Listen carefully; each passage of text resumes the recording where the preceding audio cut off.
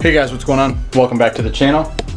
Quinn did message me and wanted me to put together a video on how to do a staging brake. I was already into it a little bit, so I figure I would pick up kind of where I left off. And what I'm going to do is I'm going to talk about all the parts that I use to get where it is.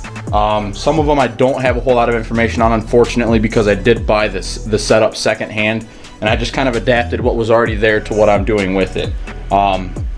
So I'm going to go over the parts that we're using, the different thread fitting, or the different fittings and everything that you're going to need to try and put all this stuff together, and then you can kind of run with it from that point. If you have a factory ABS unit still, or you're on a non-ABS master but you're still using the same fittings from the factory lines, these are 3/8, the smaller ones, and then the other ones are a 7/16. One of the rear lines is going to be a 3/8-24 thread, and the other fitting is going to be a 7/16-24.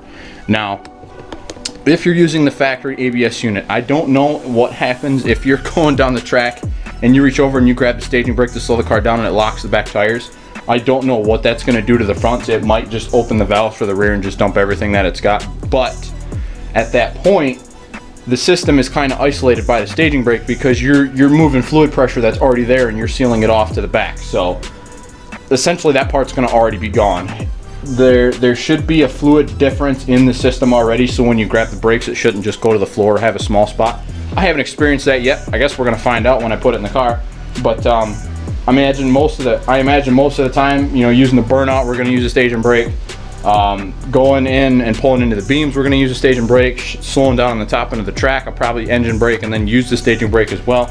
And then, you know, I'll kind of tap the brakes if I have to get the car to settle, or if it needs some extra assistance in a staging brake and engine braking ain't enough, where I got to use the fronts to actually get the car to slow down. So we'll play that by ear and see how that feels. But first I'm going to go over, like I said, first we're going to go over all the different fittings and everything that you guys are going to use to try and put one of these systems together. Like I said, if you're using the factory stuff at the ABS unit, what you're going to use is a 7/16 by 24. You're going to need one. So you're going to need a male 7/16-24 to a -3 male fitting. And then you're also going to need the equivalent in a 3/8. So you're going to need the 3/8-24 and a 7/16-24 male to male 3 fittings. And that will be the guy that you thread into either the proportion valve if you have the non-ABS master, or the factory ABS unit. Now that would be what you would thread in to the factory ABS unit to get rid of the factory brake lines if you're going to use an AN line to run into the car and run to the back to get all this stuff set up. Now, if you're using a non-ABS master, like both of my cars here, which has proportioning valves on it, if you go to Rock Auto and you look for a 2002 4-wheel disc non-ABS master cylinder, they'll all work. A few years ago when Ray Bestis was selling one, Luke bought his and it came with the proportioning valves. Mine didn't. I had to buy those extra, and I do have the part number. So it's a Dorman 905-906. And this is what you would use to thread into the non-ABS master to go from the, I think it's like M18 or something thread down to the 7/16-24 thread. And that also limits brake fluid pressure to the rear, so you don't have to worry about running an inline proportioning valve or anything like that. So if you're running something like a Wilwood master and all this other crazy stuff, chances are pretty good you already have a setup, or at least your stuff is set up for -3. So all you'd have to do is use a multi-piece rear line instead of one big piece, if that's how they set it up, and put your staging brake in the middle. So that's the male fittings you're going to need to come off of there. Now, because this is a 4-port master, or if you're using the ABS unit, you're going to have 2 that comes out. I don't know what everybody's going to have for fittings, so depending on the brake you buy, I can't guarantee that the fittings you use here are going to be the same as mine. Chances are good they're not, because this one's really weird because it has a metric thread to an inverted flare, and then a standard thread to a bubble flare. I guess Luke had a really interesting time trying to find the adapters, and they were still kind of sketchy, so we used crush washers on it. And we'll find out when I get this guy on and get it bled if it's going to leak and become a problem. And if it is, I'll either look at a different handle setup, or I'll just keep doing some digging and see if we can find the right fitting to get this guy sealed up and ready to rock. But one of the lines, so what we used, obviously, like I said, is -3 line, and the measurements I got, I never did measure these, and I can, and I probably will, and then I'll end up putting that right in the description of the video here, so you guys got kind of a parts list of everything that we did. So like I said, I'm not going to bother listing the fittings I have for my staging brake. All you're going to need is whatever male flare nut thread pitch you have when you buy your staging brake to a -3 male, and then you could set everything else up from there. So like I said, if you're using an ABS unit with a staging brake, you're going to have two different adapter sizes. Like I said, you're going to have that 3/8 and the 7/16, both 24 pitch.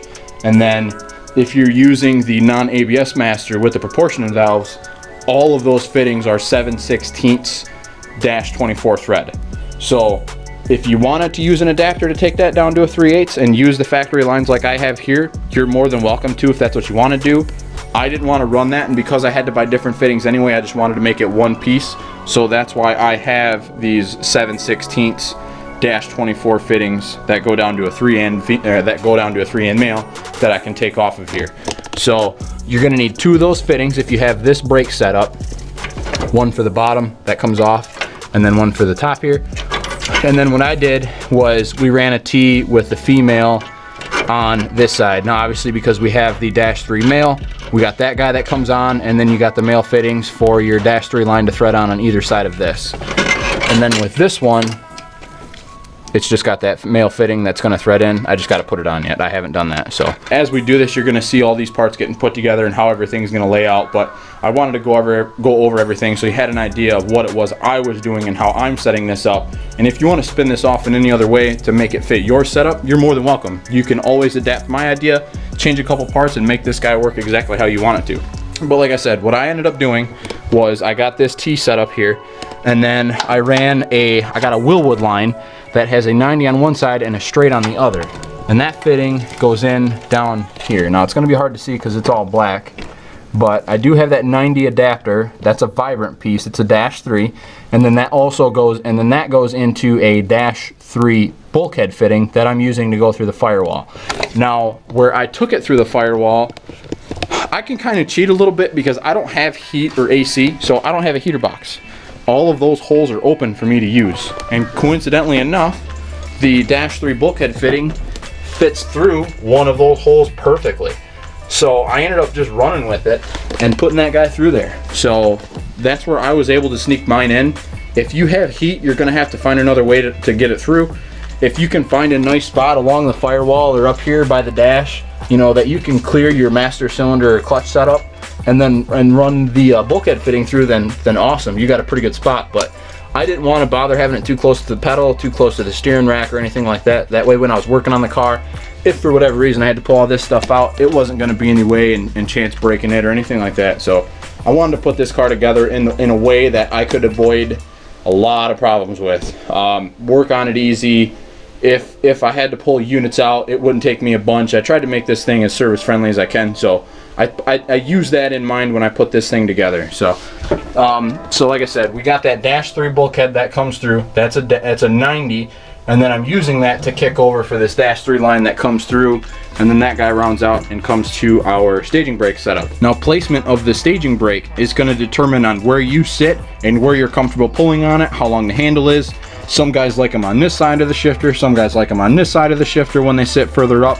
Me, because I usually sit further back, and I mean, even the steering wheel is way back compared to the shifter, so I'm probably going to sit back like this. I got it in a pretty good spot here, so I can sit here and pull and not have to worry about my arm bumping into the seat or anything and being in the way.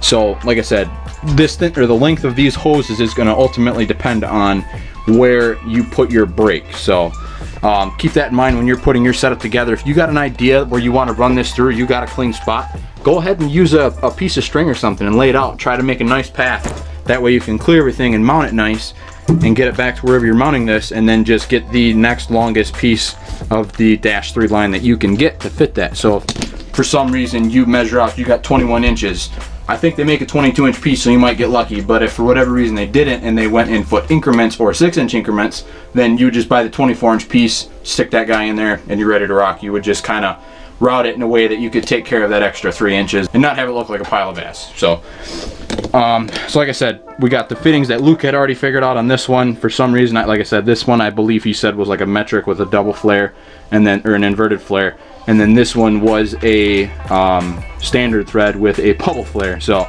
we got crush washers on either side just to make sure that we're also double sealing there, because it got close and there was a small gap where this fitting would bottom out.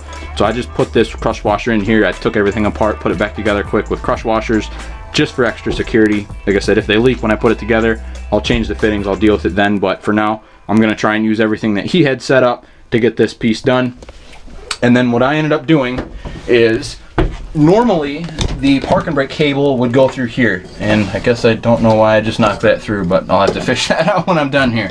I guess I just did that to myself. Because I got a fuel cell up front, I don't have the wires going through to the back for the evap canister, or the for the evap canister, for the leak detection pump, and the fuel pump itself. So all of that stuff has been deleted. So I don't have any wires that go through this hole. So what I did was I used another 90 bulkhead fitting, and I stuffed that guy through with a 90 on this side so we can hook the line over, and I'm gonna run it through, use a P-clamp, and either I'm thinking about just cutting all this stuff off, and I probably will, but even if I don't, then I'll just use a P-clamp and I'll kind of mount it up like this, and it'll be insulated. So we'll be ready to rock that way. That won't be that'll kind of keep things clean enough, and just hopefully nobody decides they want to climb in the back of the car and put too much pressure against my brake line.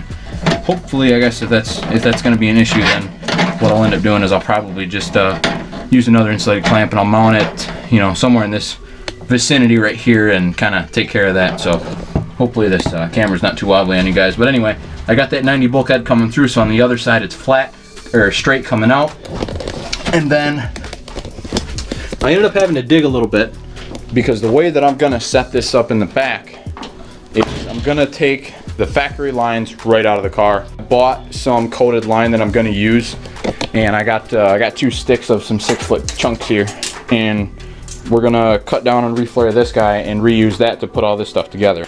So this should also be a 3/8 by 24 thread. If it's not, then obviously I have the adapters. I'll step that up. Because Quinn reached out, I'm gonna try and get the stage and brake stuff put together, get this video here, get that up as soon as I can. That way I can help him get his setup done, and then hopefully anybody else that wants to use the stage and brake or just enjoys watching my videos has a good time with this one, or with us on this one. So what you could do is you can get these fittings again if you want, and then put them in the factory brake hoses, and then do a -3 line all the way back, or you could do a -3 line all the way to the caliper.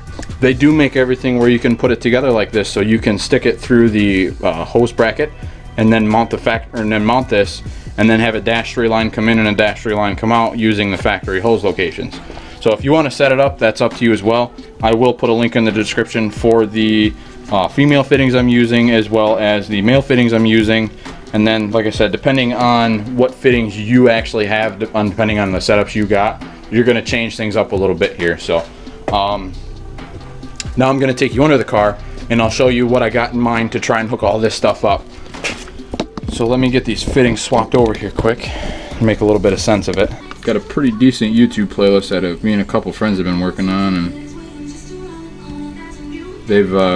they've all been adding to it, and I've been stealing songs from my own playlist, so we're gonna rock with some of those ones. Get a drink here.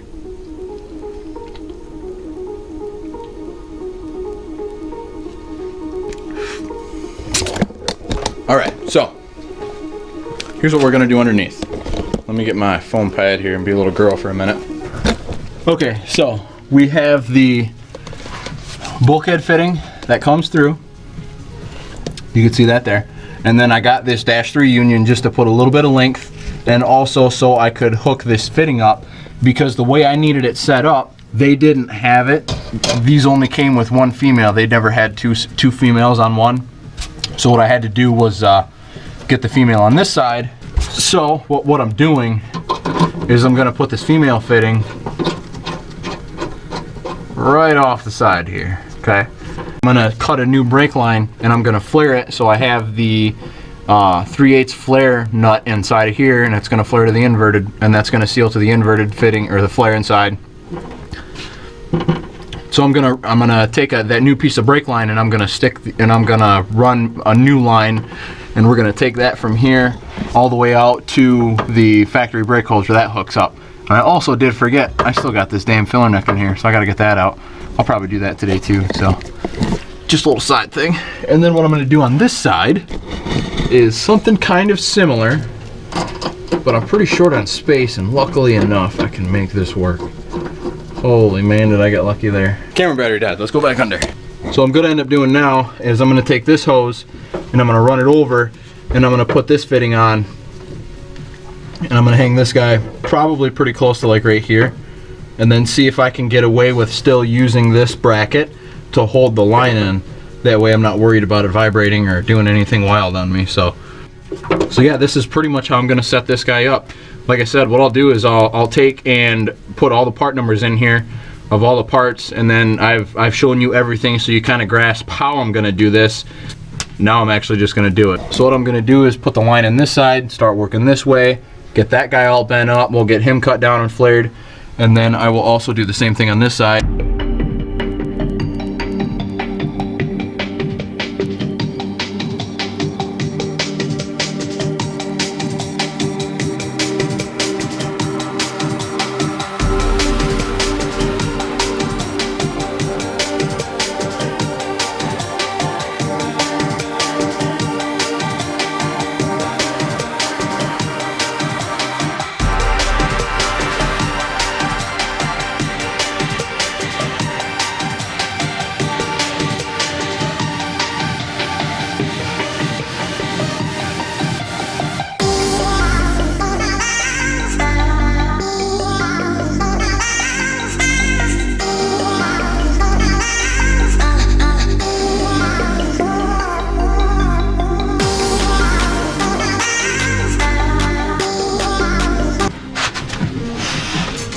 So I cheated on this one a little bit.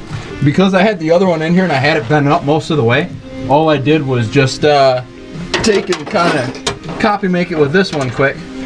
And then I got all the first few bends out of the way. Get this in here. Yep, looks like everything's still right. Pretty close anyway. And then we'll just get these last few bends right here, and I'm gonna call this one, I think.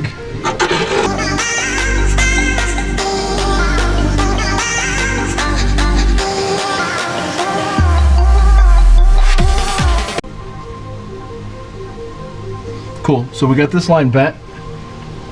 I guess camera's on this side. I got used to looking at the flash. Sorry guys. So I got this line bent, and we are ready to go. So, get the flashlight here. So we got it from here. It's not hooked up, but it's there. And then we got it run along, follow the factory bend as much as I can. Bent all this stuff by hand, by the way. I don't have anything bent on it for me. So got all this stuff though, and we got it looped up. So now I got to cut the line off, put a different flare nut on it, put it back in. Oh God. And then rear lines are done, guys. We go ahead and get everything tightened up. Start pulling the factory brake lines out of here. And then I'm gonna get the fuel filler neck out, and then I'm probably, because I got my flare kit out and all my tools already, I'm probably just gonna go ahead and bend the left front line for my blue car here. So give me a second guys, I'm gonna set this camera down, we're gonna get this other line flared here, and we're gonna stuff this guy back in.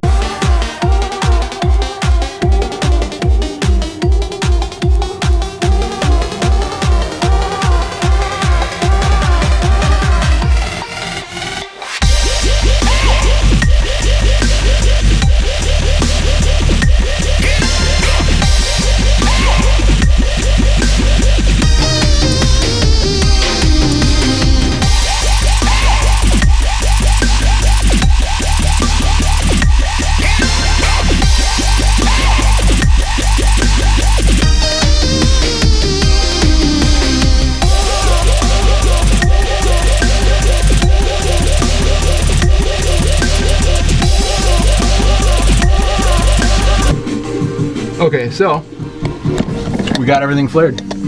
We got our passenger side line in and flared. The factory line's just kind of hanging there. And then I did the driver side line. So we got the AND line that follows it along, comes to my fitting. Unfortunately, I did break the hold down clip that holds it right there. So I'm gonna probably just do a P-clamp to the body of this female connector here. And then I'll just wrap it around that and then use a self-tapping screw and probably try and hold it against this plastic piece here. And then I'll go ahead and like use a self-tapping screw and run that thing right into the floor, and that won't be an issue. And that'll keep that guy from vibrating around. But I do have the line bent around, and that guy's tucked in. We're ready to ride. We're all hooked up. All my fittings are tight. So what I'm gonna do now is I'm gonna work on popping these brake lines off from the floor of the car. I'm gonna work on that, and then we'll bring you guys back in under the hood. All right, so we got all that stuff popped out. So now we're gonna go ahead and start working on the front lines, or start working on the lines here at the front end.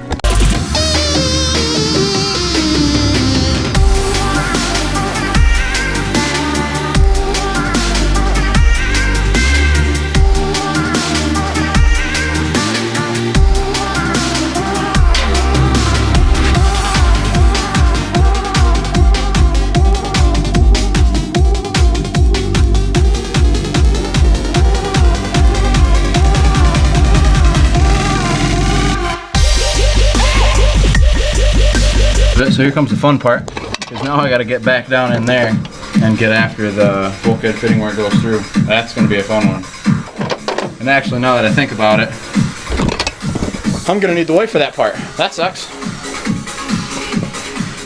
That way she can go inside and tighten the nut, or reach under here and hold the fitting while I go inside and try to tighten the nut. One or the other, because it's going to try and spin. I don't need it spinning. So, I mean, we got everything there. So what I'm going to do now is I'm going to try and pull these brake lines out and then see what I can end up for the night.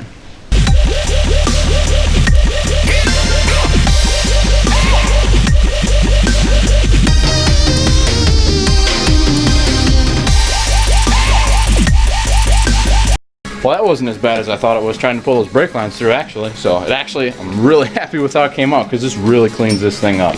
I mean, I don't have those brake lines there anymore. I do have a couple extra, you know, these two hoses do replace it, but they go in under there. So you come over to this side of the car, the only thing you got is the one brake line going to the right front.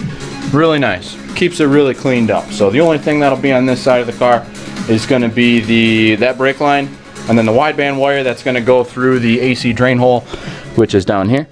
So that'll be taken care of. That won't be a problem. All right, Quinn. So there you go, buddy.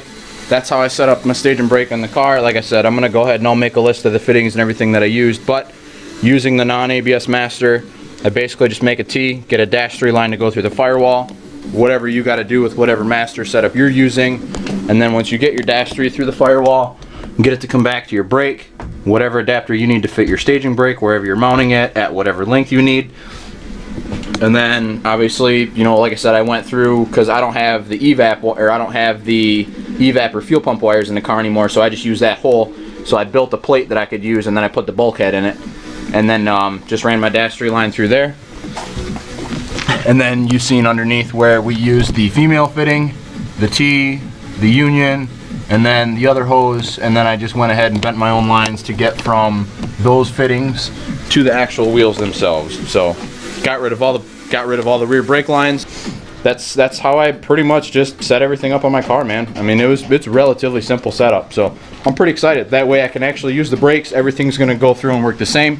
And then when I use the staging brake, that will also use the rear calipers to hold the car, doing a burnout or staging or whatever I'm doing, without having all of the park and brake stuff in there to have actual friction inside the drum. So the friction inside is gone.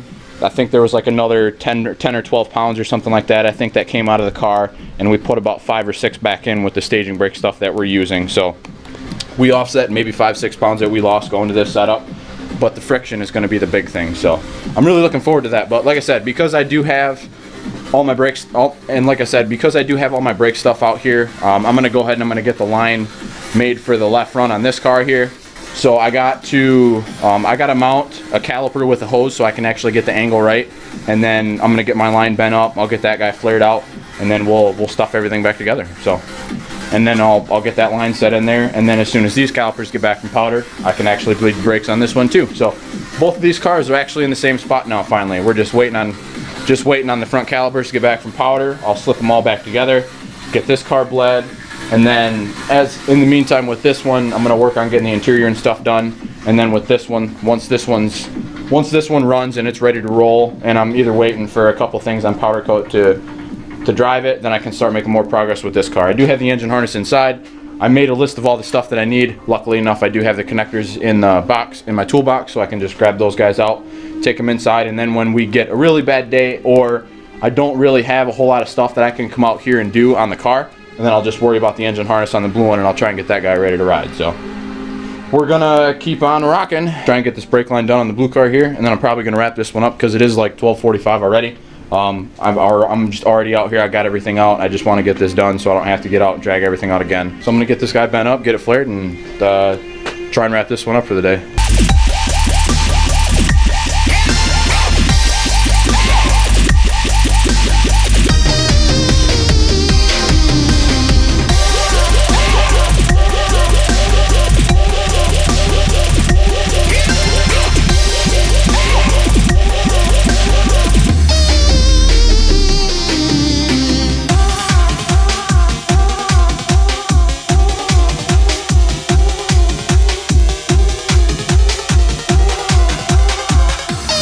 So we got everything tight down here, tight up there. Now I just gotta kind of bend the line a little bit better to get it to pop in that clip down there, but that won't be a problem. I'll do that real quick.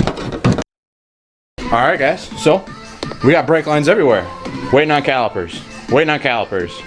All the lines are finally done. All the lines are finally done. Like I said earlier, just gotta tighten them at this, just gotta tighten it at this bulkhead fitting, the brake, and this bulkhead fitting.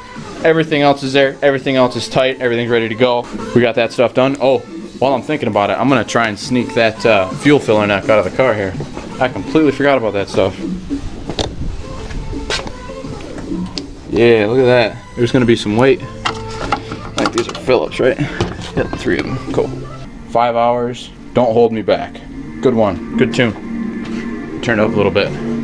Hopefully YouTube don't yell at me. It's not my song. I don't own rights. I'm just playing some cool stuff.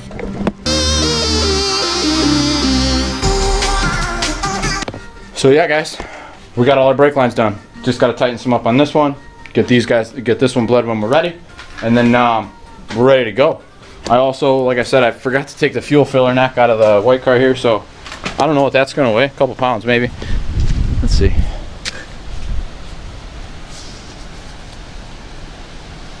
Yeah, probably 2 pounds. I'm gonna guess 2.5 pounds on that filler neck. So, but yeah, so we got the filler neck out of the car. That's all. That's out of the way. I do still have to take the headliner out and any other bracket or anything that's inside of that. Also, the visors I think might still be in it, which I think they are. Yep. So the visors, the mirror, the headliner, the dome light, the harness for that. It's all still in it. So we're definitely making moves here, guys. Tomorrow I'm going to try and see if I can get the cluster and everything mounted in this car now. I'm not sure what the weather's supposed to be like. I know tonight it's supposed to get pretty crappy, so I'm going to try and dig that dash out of the weeds over by on the side of the garage here, and then I'll get that pulled in and kind of let that sit overnight and do whatever I guess it's going to do before I try and cut it up and see what I need to use to mount a cluster in what we have left of the dash support. So that'll probably be my tomorrow, and then I think I am going to go ahead and pull the trigger and get that Pro Sport boost gauge. That way I can kind of simplify it, not have to run a vacuum line inside the car. And then what I'll end up doing is I'll just tie the map sensor off of one of these 2 ports here, probably this one, and then I'll just run the electrical wire inside the car, run it to the gauge, and then use the oil pressure and fuel pressure gauges to piggyback to turn that gauge on. With me going to the manual windows, now I can actually go in and remove the power window circuit that I had that I was going to use to roll the window up and down with. I was going to hook that up, but we went manual, so that's not going to be a problem. That will really help simplify things also. So this harness is going to lose about another 7 or 8 circuits, I believe. Getting these brake lines out of here really does clean this up, though. I can't believe how much cleaner it looks just getting those things out of here. I mean, it's nuts. It's something so simple and subtle that you wouldn't think would make a difference, and then when it's out of the way, it's like, wow, why was that not out of the way before? But that is in there, that's done. So like I said, I'm just rambling on now, guys. I'm gonna go ahead and I'm gonna wrap this one up for the night. You guys have yourself a good one. Thanks for checking in with me today. Check out our Facebook, check out our Instagram. we are in the works of getting those shirts and stickers that we talked about here a little bit, or here a little while ago. We're just trying to get back out of this COVID deal and not plug our, or not bang ourselves too much on the bank account trying to get this stuff out of here. So yeah, we're gonna try and get all this stuff wrapped up for the night, guys. Psych! I was actually cleaning up the toolbox, trying to get everything rounded up, and I was looking at these fittings, and I was like, you know what, man, I could probably whip these lines up real quick. So I'm out here. I set this fitting on. I did shove this line in, or I did shove this end on already. I twisted the feed line a little bit just to kind of cock it over towards this side. So now I'm just going to put this on, eyeball it, see where I need to cut my line, and then I'll get this piece put together.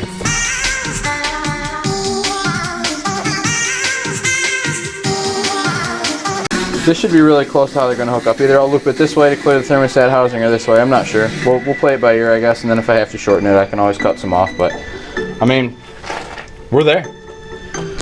We got the feed line done. I might try and take this up here and tie it together with that. I don't know. Or I'd probably just leave it alone.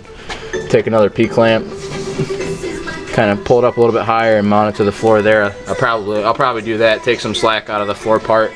Get some more slack up towards here a bit.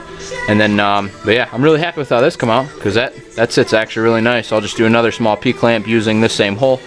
And then I'll tie that feed line right here. That'll kind of space it out, keeps it away from the strut tower. We're clearing the hood. This guy is pretty much ready to go to the engine. So, let me turn this down a little bit. Alright, so, we got them fuel lines done. We got these brake lines done. We got the brake lines done for that car for the staging brake. I'm exhausted today, guys. Like I said, I was going to wrap this up. I started cleaning up. I was getting the toolbox all cleaned off, all the old parts, or all the different fittings and stuff. I was getting them put away. That way I didn't have to dig for them or dig through a pile of parts tomorrow or deal with this tomorrow when I get out of work, because I usually like to clean up at the end of the night, and then it gives me, and then I ain't got to clean up when I get out here the next day, and I could just grab my tools and get, you know, I know where all the parts are, and then I could just get right back to work, because it was getting to a point where I was spending almost as much time looking for parts as I was actually working on the car. So that's usually when it gets to that point, you just got to take a couple days, clean all your stuff out, get rid of things you don't need, reorganize, find your stuff, reassess what you have, get the parts you need, or just get right back to work now that you know where everything's at. So I'm glad to have the fuel lines and everything done with this car. No more ordering fittings or anything like that. I do have this fitting here that I got to put on the rail. That's going to be the fuel pressure sensor that we will run inside the car, so we can monitor fuel pressure after the rail, before the nitrous. So whatever it's seeing after the rail, the nitrous solenoid should see. So I'll be able to see fuel pressure on the nitrous side, make sure that we're not up or down on that. And then obviously that's going to be the same with the engine. So with this one, we're going to plan on running a static 60, maybe 65 or 70 if we have to get enough fuel in here. But that's going to be the plan with just pump gas. I'm not going to do a boost reference regulator. We're just going to run a straight 60 and let it ride that way, and then start playing with it. And then we'll keep the fuel system as simple as we can. I do have the filter and everything in the back, so all that stuff's ready to go. Regulator, obviously we're in, return lines in, feed lines in. We got line to we got regulator to rail line, and then we just got to work on the nitrous stuff. But like I said, guys, I'm pretty exhausted. We got all these lines done today. I ain't got to do any more lines on any of the cars other than the water and oil lines when I put the turbo and stuff back on this engine for the other car. So other than that, we're wrapping this one up. As soon as I get these calipers back, we'll get them put back together. We'll get them in the car, get everything bled out, and then we'll see where we're at with this car. So now that I got everything else made and ready to go, I'm probably just going to go ahead and we're going to pull it all right back out, start scuffing the bay, get that ready to go. That way when that paint does show up, that we can get this guy resprayed, get it looking kind of pretty, stuff everything back in it, and see where we're at after that. Start putting everything back in. So hopefully by that point we'll have that engine ready to go. So we'll see. We're doing it one step at a time, guys. I mean, we're getting parts, we're putting something together, utilizing the time we got the best that we can, and then we're just trying to make a little bit of progress so we can actually drive something this year. So I really do want to drive this car on the street this year, so we'll see what happens. Honestly, I want to drive the blue car on the street more than I want to shake the white car to the racetrack this year, which is really weird, because the white one should be the faster car. I mean, obviously, when we're not putting the nitrous on the blue one, the white one is going to be the faster car by a bunch. But it is what it is. Not worried about it. We are actually going to wrap this one up for the night, guys. Thanks for checking us out. Like I said, definitely check out our Instagram, check out our Facebook if you guys get a minute. Keep up to date with some of the parts that we're getting here and there. A little bit more information. If you don't see it in the video, it might be on Instagram or it might be on Facebook in the comment section. So you guys have yourself a good one. Stay safe, stay clean, and we will see you at the track. Hopefully as soon as we can get some cars done and we can get these guys back out here. But all right, guys, you have a good one. Thanks.